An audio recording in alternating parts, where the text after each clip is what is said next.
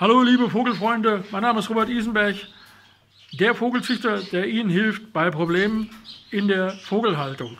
Heute ist das Thema Pilzinfektion. Schlechtes Futter, was kann man dagegen tun, wenn die Tiere erkrankt sind? Was kann man dafür tun, dass sie nicht erkranken? Ich habe einen Link gesetzt unter der Beschreibung dieses Videos. Da können Sie gleich Mittel kaufen, die Ihnen helfen gegen Pilzinfektion. Jetzt geht's los mit dem Video. Ich teile Ihnen jetzt Ratschläge mit, Tipps mit, wie Sie sich vor Pilzinfektionen bei Ihren Vögeln schützen können. Los geht's! Also stellen wir uns doch mal vor, wir haben eine ganze Reihe an Vögeln in unserem Bestand. Also ist natürlich automatisch die Gefahr höher, dass es zu Hefepilz bzw. zu Schimmelpilzinfektionen kommt. Ja, die Naturheilkunde hilft uns dann natürlich schon ein Stück weit weiter mit Kräutern. Es gibt Oregano und es gibt Thymian. Das können Sie natürlich die ganze Zeit noch mit dazu füttern. Man gibt zum Beispiel auch gegen Atemwegsinfektionen gibt man Salbei. Aber das natürlich auch nicht übertreiben, weil das kann natürlich dann auch deutlich schlechtere Folgen haben, als dass man es vorher sich das so geplant hat. Aber natürlich kann man jetzt nicht alle 2-3 Tage hier so einen Topf kaufen. Ich meine, man kann es schon, aber dann ist das alles sehr, sehr unwirtschaftlich. Also sollte man vielleicht einen Mix machen aus frischen Kräutern. Wie gesagt, nicht zu viel davon. Und man sollte doch sich vielleicht ein paar Mittel bedienen. Und zwar habe ich hier Histamin von der Firma Peneta und ich habe hier Mycotos von der Firma Peneta. Mycotos wird dafür genutzt, im Prinzip, ich sage mal so, die Schimmelpilze, die zersetzen sich ja, das heißt, da fallen Reste an und diese Reste, das sind ja Gifte und diese Gifte werden hiermit bekämpft. Um generell die Pilze zu bekämpfen, nimmt man Histamin, also um die Hefepilze zu bekämpfen. Die Problematik ist halt bei den Pilzen, dass man es zu Anfang im Prinzip gar nicht sieht. Wenn man es richtig sieht oder wenn man die Tiere untersuchen lässt, dann ist ja schon meist das Kind in den Brunnen gefallen. Also frage ich mich, wie kann ich schon erkennen, ob da irgendwas im Busch ist?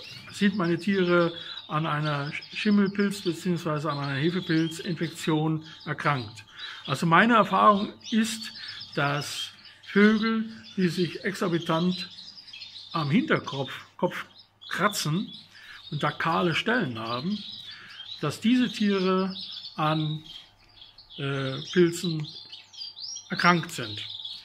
Und deswegen ist es ja so, diese Mykotoxine, also sprich diese Gifte, die dadurch entstehen, die lagern sich unter der Haut ab und die schaffen einen Juckreiz, auch beim Menschen, aber natürlich auch bei unseren Vögeln. Und deswegen denken viele Halter von Vögeln, die vielleicht 2 Vögel haben, dass der andere den anderen die ganze Zeit pickt, wenn man nicht hinguckt und dass der aus diesem Grund hier keine Federn hat.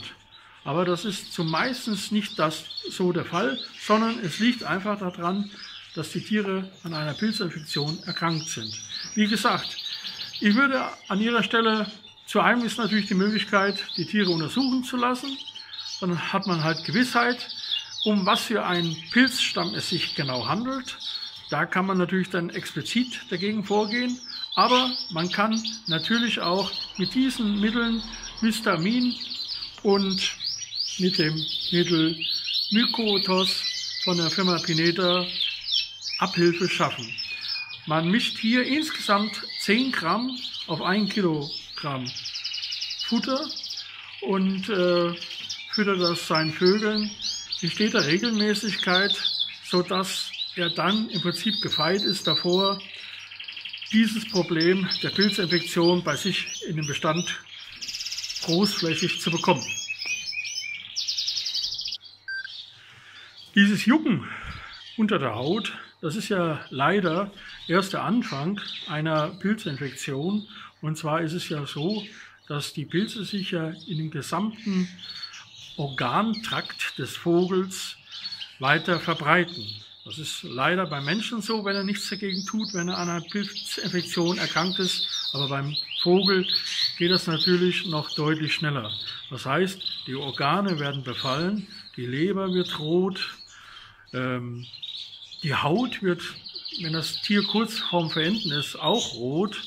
Aber dann ist es natürlich schon sehr, sehr spät und man hätte deutlich vorher was dagegen tun können und tun sollen.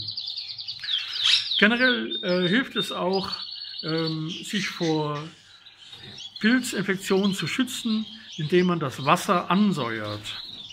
Also sprich zum Beispiel Apfelessig mit in das Wasser gibt, aber auch nicht zu viel. Warum? Ganz einfach, zu viel Apfelessig schädigt natürlich auch die Darmflora. Ganz kurz zu diesen beiden Mitteln der Firma Pineta gegen die Pilze. Ich habe hier Links unter die Beschreibung, unter dieses Video gesetzt. Die können Sie anklicken und dann können Sie direkt diese Artikel kaufen. Das nur als Hinweis von mir.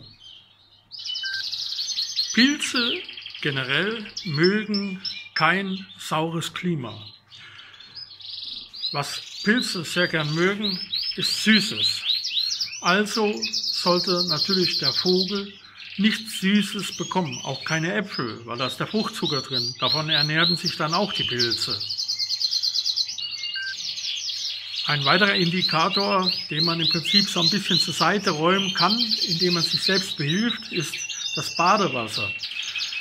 An heißen Tagen will man natürlich, dass seine Vögel vielleicht sogar mehrfach am Tag die Möglichkeit bekommen zu baden. Das Problem ist nur, sie baden, das heißt das Umfeld um die Badewanne wird feucht bis hin zu nass.